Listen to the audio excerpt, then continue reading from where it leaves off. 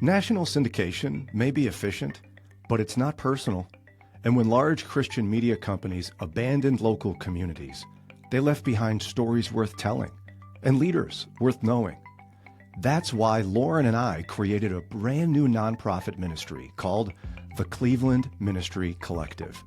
Through collaboration, coordination, and the Third Place podcast, we're lifting up local ministry voices and strengthening the work God is doing right here. Discover more, stand with us, and donate to this brand new effort at clevelandministrycollective.org. That's clevelandministrycollective.org. All right, let's get to it. Here's today's episode. This is the Third Place podcast, recording from the JLP CPA-sponsored studio. I'm Brian Dolan, and look it's Lauren Cuevas. Home is your first place, work is your second place, and this is your third place where the Christian community gathers. So with us all episode today, you know him and love him. He is a Northeast Ohio guy, but didn't always live here, right? I've always lived here. I thought you said you were in Texas for a while teaching or something? No, I don't know what you said. Not me. Well, he said Where were you? Austin Town. Austin Town. Austin Town feels like Texas sometimes. I must have heard like Austin Town, and I thought it was Texas. I've been to Texas. That's where we adopted our son. Maybe that's got to be it. Your family's from Texas. Yeah. David Mullane of Yost Insurance, welcome back. Thank you. Good to be here. So, Austin Town is different than Austin, Texas. They're pretty far apart geographically, but there's Similar no cowboy vibes. hats in Austin Town. And you know, I was just in Texas recently. I was in Dallas and Houston, and I will forever be disappointed in the people of Texas for not wearing cowboy hats. TV has lied to me all these years. Yeah. No one's wearing a cowboy hat down there. What's your problem down there? Yeah, them and Mark Gregson have lied to you. He wears a hat. Does he? Remember, he was going to send you one. And boots or something like that. Yeah, he said that. Did you go to a ranch though, or were you just? We drove from Dallas to Houston, which is like 4 hours. And it's beautiful country, but it's all cattle ranches. Yeah. It's wild. I've never seen anything like that. Huge fences and everything. But you used to be an educator. Yes, sir. Just like I did. No, you made it all the way to administration. How many years did you teach? I was in public education for 20 years. 20 years. All in. Yep. You must have started when you were 12. Is that when you started teaching or what? No, well, 15 I started teaching swim lessons and things like rock climbing at a YMCA camp. Huh?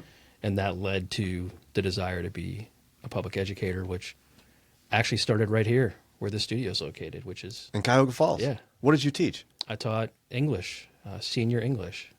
Seniors. Your first year? Yeah. year That's one, not fair. right out of the gate. They usually stick you with the ninth graders, don't they, as a first year teacher? They usually do. I was a late hire, though, due to somebody had a medical situation. So there wasn't a whole lot of opportunity for the staff to Choose. Yeah. So that didn't take long for you to get bumped down to the ninth graders? Yeah, I think it was like the next year or something like that. Ninth grade English. Right. Probably just generic English. I think I went from 12 to 10 and taught all those like classics and things that you have to do. So you did lit. You were Yes. teaching lit is what we call it. Literature, Lauren. Reading. Yeah, I know. I went to school. What books did you cover? You remember? A lot of Shakespeare, a lot of classic literature, Fahrenheit 451, Wow. which, boy, that book really rings true today in a lot of ways, but just a lot of great things. It was a fun time, a lot of writing, teaching kids how to write essays That and sounds horrible. argument. It's good for them. Yeah. But I as a social studies teacher, I taught 5-paragraph essays, and it was amazing to me that when I would teach juniors, they were still like, gosh, how does this work? Really, guys? You English teachers work hard, but they don't listen, I guess. I don't know. It's a hard concept for people to 5-paragraph master. essay? Yeah. Is it really? Well, people are good at having opinions, but when you're writing an essay, you actually have to prove your point. Right. You know? Yeah, no one's good at that anymore, are they? No, and that's the struggle. Like, we all have ideas, but to back it up with evidence, to make concise points and wrap those up in like a profound statement, that's kind of an art, and really not everybody can do it. So a lot of things in school we're having kids do, but I can't do everything. You guys can't do everything. But we're making kids try to do every skill at a high level. Yeah. It's somewhat unfair. It does sort people out in those different abilities. But I think sometimes we push it too far for too long. And if you're not good at writing, why are we making you do it over and over and over again? Yeah, that's the concept behind Tom Rath's Strengths Finder, right? Where you ought to lean into your strengths and let other people do your weakness things. Yes. Which is, I think Lauren is still looking for her weaknesses. No, that's not true. I don't think in Strengths Finder anyone has a math weakness. You're not great at math, neither I'm am not I. good at math. I'm not really good at like brainstorming. Like I'm not creative like that. See, you say those things, and it's not actually I just true. like don't have a lot of ideas. I can make other people's ideas happen and come to life, but I don't have the ideas myself. I've heard you have great ideas, though. That's the thing. Who from who? Who have you heard that from? We work together. He said I've heard. Me? Oh no, like I mean, Oh, I actually oh. with my ears heard you have good ideas. I don't know. But math, Lauren and I both take out the calculators. Oh, yeah. I use my fingers still. And new math, don't even get me started. But this is why having lots of kids is an advantage, because Lots of kids. My younger ones, they like passed me up in about 6th grade math. Oh, yeah. And so I'm just, ask your sister. And then the sister helps, which is really helpful. Eddie's really good at math, so that's good for me. My brain doesn't work like that. You're an English teacher. I bet you're not. Well, but you're in insurance. Lots of maths there. I know the math that I need to know, but for me as a student and as a teacher, if there wasn't relevancy, I never wanted to do it. Yeah. You know, so when math hit algebra, Solving for unknowns. Who's Yeah. doing that? I don't know, and I never understood why. I still don't really understand If it's why. unknown, keep it that way. Yeah. Well, and the worst is geometry. It's like, oh, let's do proofs. What? Now we're writing? This is math. It's like code. All Yeah. those different proofs and formulas. And I like the basics of geometry, though, right? Like you want to build a deck or you want to do some type of a design. You need to know shapes and measurement. But all those proofs and formulas, it's hard. I don't like it. I used one math problem in my social studies class because when you're teaching older kids, you can kind of get a little pushy and sarcastic to help keep them in line. So whenever a kid would look at me and go, man, this is boring, you know, whatever we were doing, probably was, but this is boring. I go, oh yeah, you're boring. And a negative times a negative is a positive. So actually this is great. And they'd kind of go, what? And that was social studies you taught, right? Yeah. Yeah. This is pretty good, wasn't it? This is boring, you're boring, negative times negative. Yeah. You get it? I do get it. I know you're not great at math either, Yeah, so but I got that. You remember that one? Yes. Yeah. Okay. Little math inflection into the social studies world. Yeah. That's all you're going to get from me. That's enough, though. Now, a big moment in my life, I thought you can appreciate. We've chatted about this. You were excited for me when I told you, is I have finally gone through all the hoops that state of Ohio sets up. And the state of Ohio, I think of all professions, they really would like their bus drivers to work the hardest to be able to do this. You're carrying children in the bus. In hindsight, I get it. But I did get my commercial driver's license, Class B. Congratulations. I'm clapping for myself. I'd show it to you, but I don't want all my personal information out there on the internet. Yeah. But I've got it. I got the actual physical one, Class B, with 2 endorsements, passenger bus and school bus. I could drive a Greyhound if I wanted. Wow. And it would be perfectly legal. But I've learned a lot of things, and so I have tips for the community here. Okay. Your community or all communities? All communities. Okay. And it's actually just one tip. Because yesterday was my very first day driving with students in the bus. And you got what's called a route sheet. So you've got a sheet, because you're not allowed by law to have your smartphone tell you where to go. So it's like we're back in time using not even maps, just words. And it's like, okay, so now next stop at some random distance no one knows from here is 1212 Boogie Boogie Avenue, okay? And you're going to stop at this house. Where is that, by the way?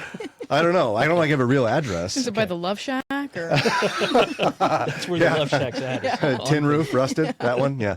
No, so, like, where's that? You drive down the road, I swear to you, 5 out of 8 houses do not have Right. any readable address on it's their true. mailbox. So what am I supposed to do? And my mailbox is on my house, so it's not even on the street. Yeah. So what are you supposed to do? Some communities will actually spray paint it on the sidewalk to Yes. see. I heard of the legend of one bus driver that took a can of spray paint and drove around town in their car and spray painted the road where all the stops were, so they knew where to go. Smart. Another one I heard, well, I don't tell that one because I think I might actually do it. Okay. So I'm not going to Tell tell us that later. one. But would you put your address on your mailbox?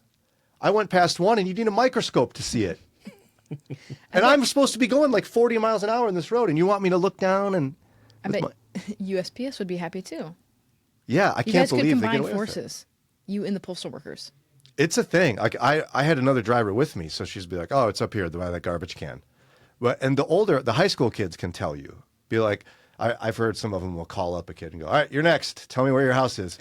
But the little ones, I heard my colleague, she's so great. Her name's Steph. She goes, "All right, so what would you tell Mr. Bryan where your house is next?"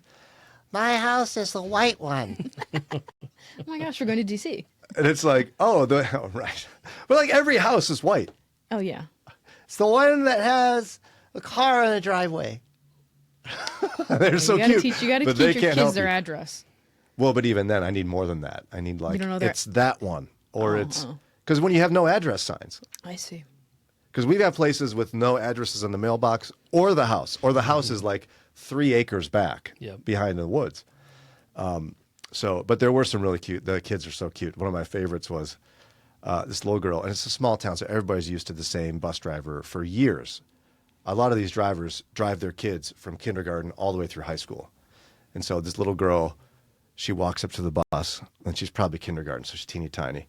And she kind of takes that big first step. It's huge. She's looking at her feet at the step, grabs the rail, looks up, sees me, puts her head down, turns around, and starts getting off the bus. She thought it wasn't her bus. Or the scary man, scary bearded man. Did you say hi to her? So I was like, "Oh, honey, no, it's." I smiled. Okay. And then you need to greet the children. The regular driver was like, "Oh, honey, it's okay. Come back. I'm here." And then I realized if you look at every kid's eyes, they were like, like horrified there was someone else on the bus. I had to be like, "Oh, Miss Steph's right here. Don't worry. She's right behind me." They were so cute. And like the little kindergartners, their feet dangle. They can't touch the ground and they fall asleep. They're so cute. They fall asleep, yeah. They do. There was one little boy when I was riding along with somebody. Him and his sister were the last stop. And I could see him back there. He was just like totally out. His sister gets up and is like, "Wake up. Wake up." Starts shaking him. And pretty soon she had to kind of like, "Get up." And he, like waking a kid out of a nap. It was so adorable. Little kids are so cute. I know. They're so cute. You do have to watch that. When I was a school administrator in a big district, we had a bus driver who forgot kid? left a kid in the bus. You can't do that. I mean, it's one of the things they emphasize. You always check. And in fact, there's a new device to make the community feel safer. That once you engage your lights, your amber student warning lights. Student warning lights, Lauren. This is the proper We're getting jargon now. It's good. Amber student warning lights. Once you engage those, it sets a safety in place so that if you turn off the bus and just open the door and walk out, it's like you set off a car alarm. Horn honks, lights flash, and everyone points and laughs. So you have to actually walk all the way to the back of the bus and push a button. That's good. In the back of the bus. Isn't that great? That's a good idea. I think it's great, except when you forget and you're learning and everyone's like, look at that loser. Yeah. But I can back a bus now into a spot that just fits a bus. Wow. Would you stop being fake impressed? I can see right through impressed. your lies. I'm impressed. Can I ask you about the route sheet? Yeah, please. So is that an Ohio restriction? I could not do that. Well, I mean, they don't want drivers looking at their phone. I get that. It's a safety issue. Some districts that have lots and lots of money, because we know how that whole funding structure is a disaster, they can get built-in like GPS systems on there that'll tell the driver where to go. But a lot of districts can't afford that. And so it's a literal piece of paper that says, turn left on this. Now turn right on that. And, you're used to, even for people our age, you're used to maybe like MapQuest from years ago. It'll tell you go 1.2 miles. The route sheet does not tell you how far away it is. Wow. So you have to like use the numbers. So it's like, oh, okay, so now I'm on this address. Oh, I've got a ways to go here. And I'm still like getting used to odds and evens. And it's a lot of math, Lauren. I don't know how it's you're counting. It is. The route sheet's a scary deal, man. That is. That's. So you're like, I don't know why it's better to hold a piece of paper. Right. Than have your phone talk to you. And like, yeah. And the first one I got, I had to have them, you're going to laugh at me. The print was too small. Oh, I'm sure. I mean, it's dark and the print is small. It's like 10 size font. And you're like. And a lot of the drivers are older than you. So how is that working for them? Well, they just know it now. They memorize it. Yeah. And if a lot of these people, again, they've been so faithful as employees that you add 2 students a year, Yeah. 3 students a year. Yeah. Otherwise, it's big sister, little sister, and they know all their names. You know, I'll call your mother. I'll call you. I know your grandma. It's actually really cute. So it's been a lot of fun. We always used to say in our staff meetings as administrators, and I think we should say this, that bus drivers are really the most important staff member in the district, because that kid, their day begins and ends with you. Right? It's true. You are the first impression every day for the vast majority of kids that come to that school, and the last.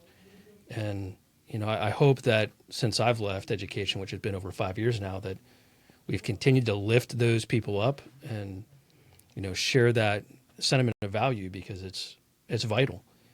You're going to see how they're coming in every day. You're going to see if they've had a bad day. And for a long time, bus drivers were like over here. And then you'd be part of that team in a school that shares information about kids and both good things and concerns with the school team and then ultimately the families. So I'm really glad that you're doing that, both for what it's providing you, but just to have a great person there to greet those kids and, like I said, be the last person they see every day. Yeah, it's been fun. I mean, even with the younger ones, you engage face to face with parents every day because they have to be at the bus to pick them up when they're little. And yeah, it's you're front line with the kids and their experience on there. And a lot of I have to say, there's a lot less responsibility than a teacher in some respects. I mean, safety is a lot more intense when you're driving a bus. But, if you got a problem kid, you change your route around, drop them off first. The teacher's stuck all day. Yeah. But for the most part, and it's a small town, so it's a really unique experience for me in a small town because everybody knows everybody. And so literally most drivers can go, if you don't knock it off, I'm calling your grandfather. Yeah. Oh, okay. So that's pretty fun. In big districts, I don't think you get that. Yes. And we only have one stoplight. Still. So most of my drive is on country roads with no lines on them even, which makes it kind of scary when there's a car coming the other way, but because it's so narrow. So there's no line. Does that mean you can take the middle? I mean, on some roads, yeah, because if the, how it is in rural Ohio, they dig those big ditches. So, and the berm is real soft on the side. So if you go off the blacktop, the bus will tip into the ditch. And I am not going to be the first one to do that in my community. Can you imagine?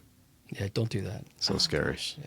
And when you take bus driver class, they scare you with videos and stories.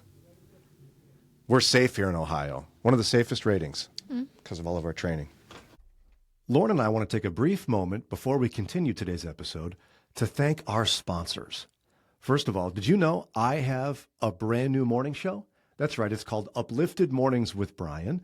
And our sponsor is Uplifted Stream from KHCB Media Group. We're so grateful for their sponsorship and their attention to my new morning show.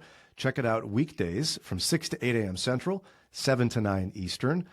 We have a lot of music, worship music. We've got scripture. I have devotional thoughts, try to share some funny stories, dad jokes, Bible quizzes, things like that. For more information how you can listen to my new morning show on the Uplifted Stream, just go to upliftedstream.org. That's upliftedstream.org, or just download the KHCB mobile app. We also want to thank our sponsor, JLP CPAs. If you're a small business owner, you already wear dozens of hats. You don't want to have to worry about things like taxes, payroll, financial reporting, budgets, balance sheets, all those kinds of things. Let our friends at JLP CPAs take care of that for you. They're a firm focused on small businesses. They're a local Northeast Ohio company, and you ought to check them out so that you can focus on what you're good at in your small business. For more information, go to jlpcpas.com. Again, jlpcpas.com. And finally, we'd like to thank our friend David Safransky and Edgewater Investment Group for being a sponsor of today's episode. Have your finances been overwhelming? Are you stressed about your future? You should talk to Dave and his team at Edgewater Investment Group. They'll help you with things like budgeting, retirement, investing, and they'll be honest and straightforward. So you want more information about how you can get connected and get their help with your future financially? Go to edgewaterig.com. Again, that's edgewaterig.com. Thanks again to our sponsors. And now we'll keep going with today's episode. Okay, put address on your mailbox right now. Like, hit pause on this, go to the hardware store, get the biggest numbers they have and put it out there, and do that for your bus driver. Ours is hard to see. And, you know, if you haven't done this, if you don't have it on there, next time your kid or grandkid gets picked up or dropped off, you pause that driver and you apologize. And then give them some food or something. Give them maybe a gift card, real big gift card, especially if you live in my district. I probably can't ask for that. No. Scratch that, but say you're sorry. Okay, so our friend David Mullane, again, is with Yost Insurance, and you deal with Medicare insurance, such an important part of people's lives. And we have a couple of things to talk about. One of them is going to be huge in terms of how it impacts people in our community in Northeast Ohio. But first, let's talk about open enrollment, because that's the same across the country, right? Yeah. It is. Every year, the government gives people the opportunity, Medicare beneficiaries, to basically shop. And I'm going to use that word a lot this year in all the communication that I do because it should be a positive thing. Unfortunately, less than 30% of people actually come and compare plans every year. That's a small number. Right? And they should, because things can change. So the government gives them a window of time from October 15th through December 7th where they can come and meet with a local agent, go over all the options in their area, and then they could pick a different plan potentially for January 1st. They don't have to change, but it's shopping. And I think some of the resistance for people to do that is most of us never had to shop health insurance in our working years. Yeah, you don't have a choice. You just get what you get. Yeah, you get don't it throw from a your fit. employer, right? Yeah, same. But when you're retired, it's different. Everybody's an individual now in the way that the government handles your health care. So if you're not doing that annual review and checking for that next option, you could lose a doctor in your network. You could lose a hospital in your network. Your medications could cost significantly more on your same plan next year. And a whole other a degree of variables that we just don't want people to miss out on. Most of our clients are on a fixed income. You know, even the ones that have a lot of means, they're not getting more outside of their investments. So how they spend their money matters a great deal. And we don't want people wasting money where there might be more competitive options for them in their specific service area. And are there many individuals who choose not to take a supplement plan and just stick with basic Medicare? No, it's pretty hard not to. Like if you just have Medicare Part A and Part B, you have a ton of out-of-pocket liability. So Part A basically covers some hospital expenses, and Part B covers the majority of major medical, not prescription drugs, not vision, dental, hearing aids. But neither Part A nor Part B has an out-of-pocket limit. Oh, Okay. No. So Part B, Unlimited deductible. Wow. unlimited spend, right? Wow. So Part B has a $257 deductible, which is not bad at all. And then after that, it becomes an 80-20 plan. That's pretty good. It's pretty good, right? So the government's going to pay 80% for your major medical. You're going to pay 20%. That's a great deal until you figure that there's no limit on your 20%. Oh, right. Right. Right, and you can have some serious medical issues For that sure. cost hundreds of thousands, yeah? There are procedures that approach $1 million. There are drugs that are thousands upon thousands of dollars a month, like IV administered drugs, chemotherapy, radiation.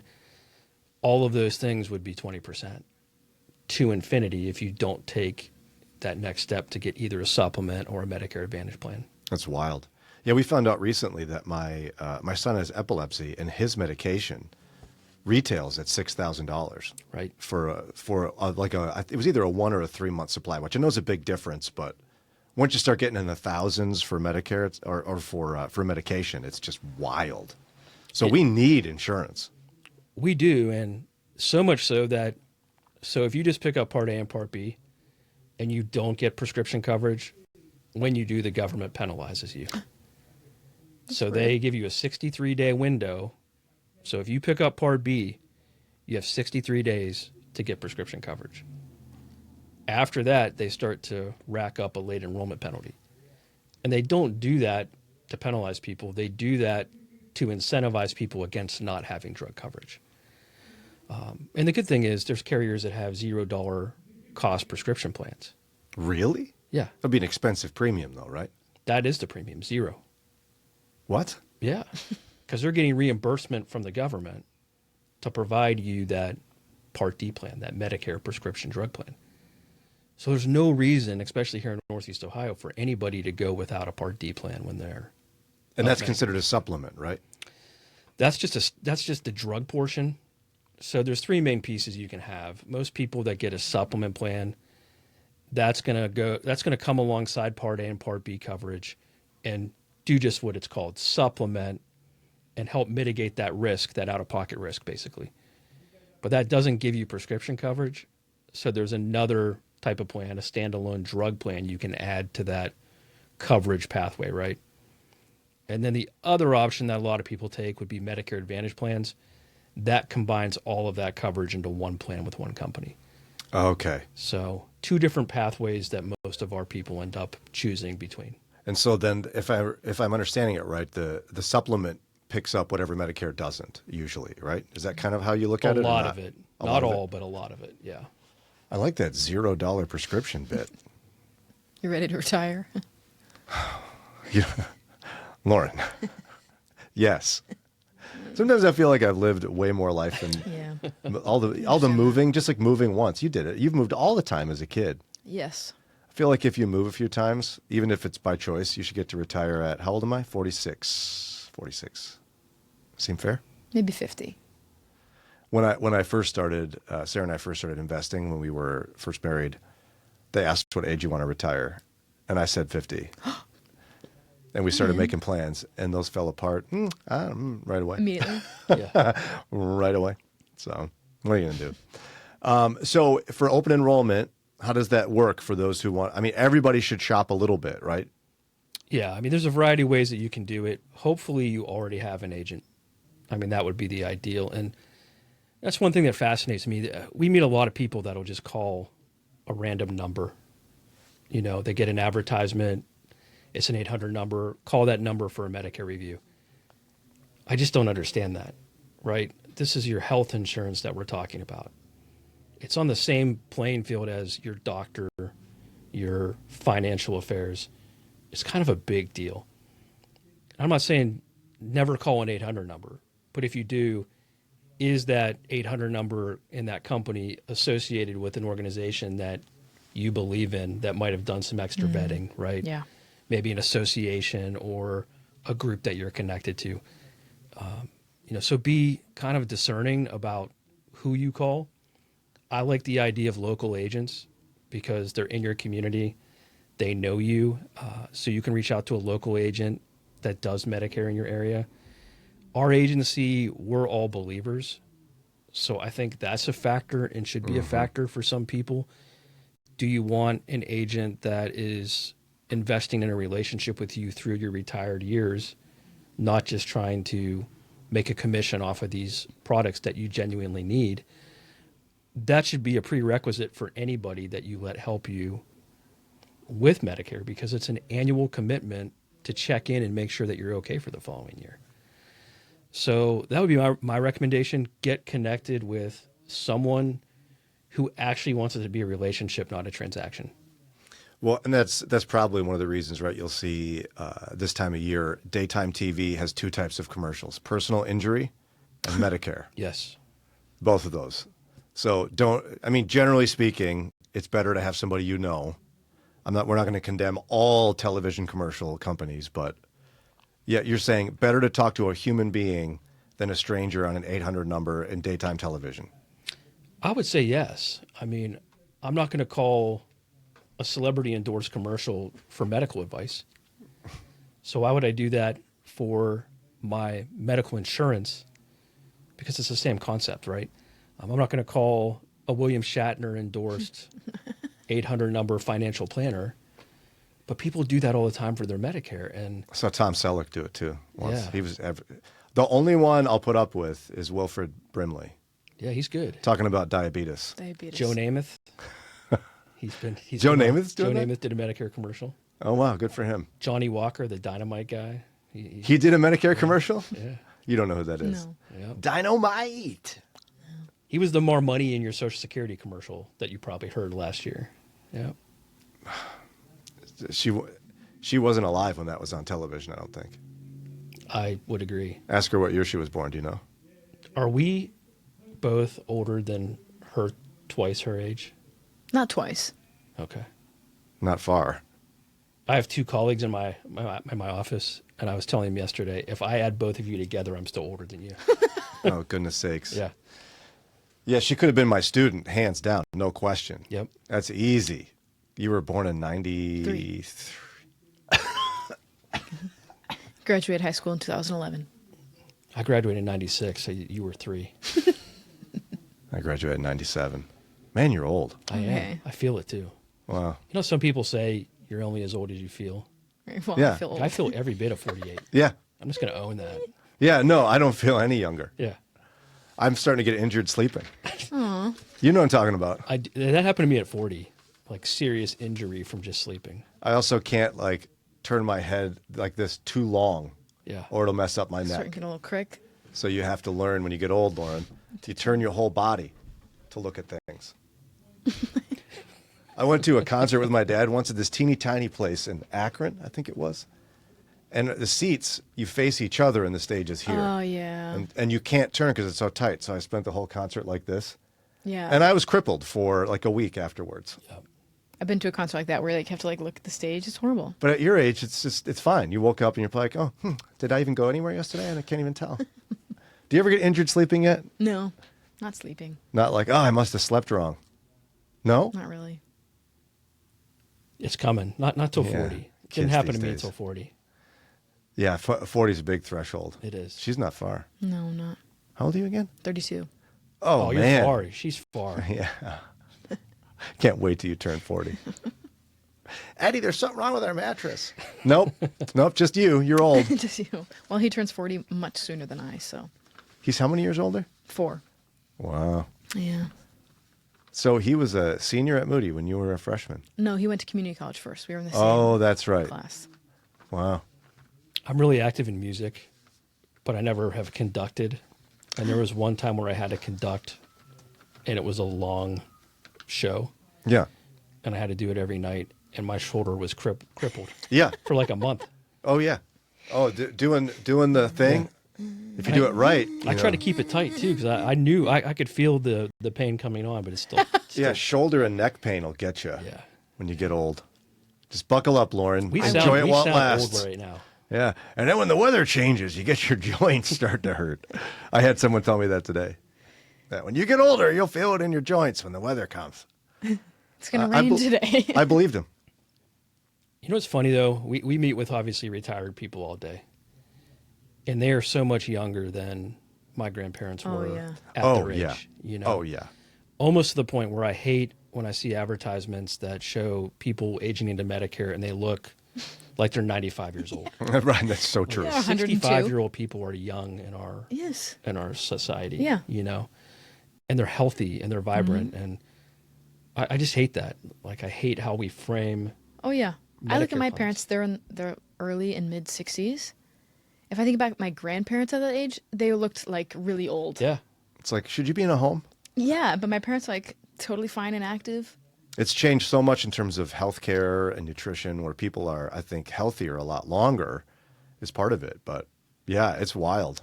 I mean, it also makes you laugh too when you look at how old the Golden Girls were supposed to have been. Yeah. Weren't they supposed to have been in the like mid 40s? Yeah. Yes. What? They look so old. When I was a kid, I thought they were in a retirement Oh, home or totally. something. You're like, Yeah. oh, look at that's cute. They're in the No. What is that place called in Florida? The Villages. Villages. Villages, yeah. Yeah.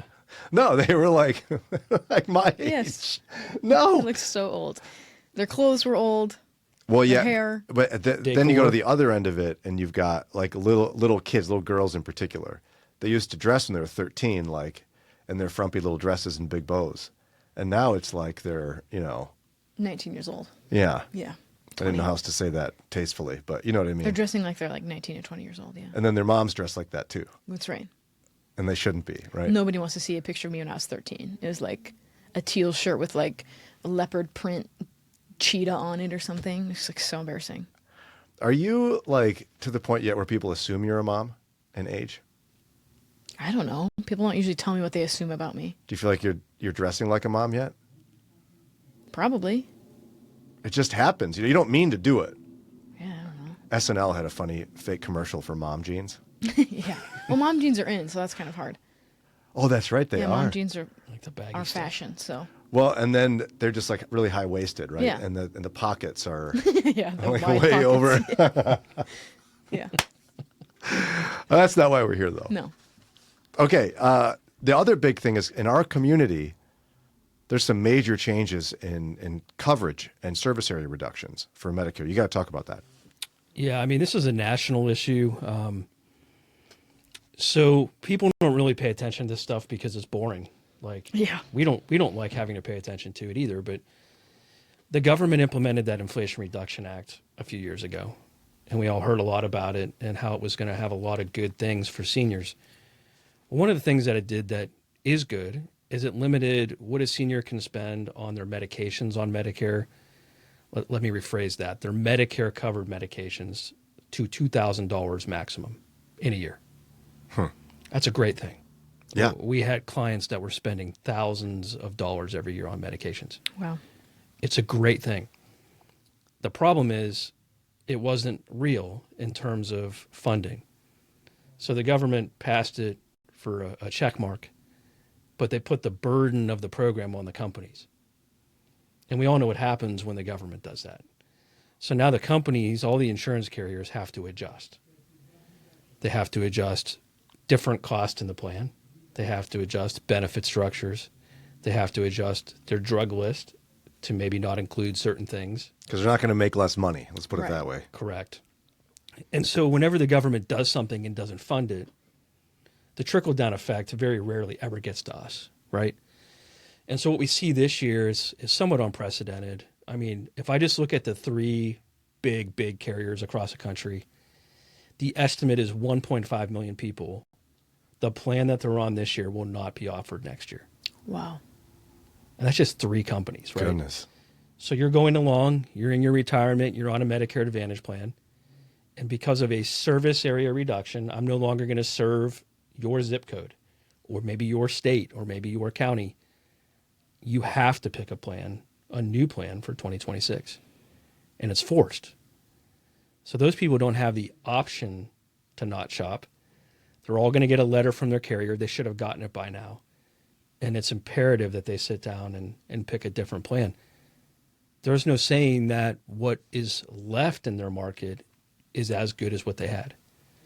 So they, again, get with somebody that knows what they're doing, make sure that agent represents all the carriers and is a broker rather than just an agent for one company, right?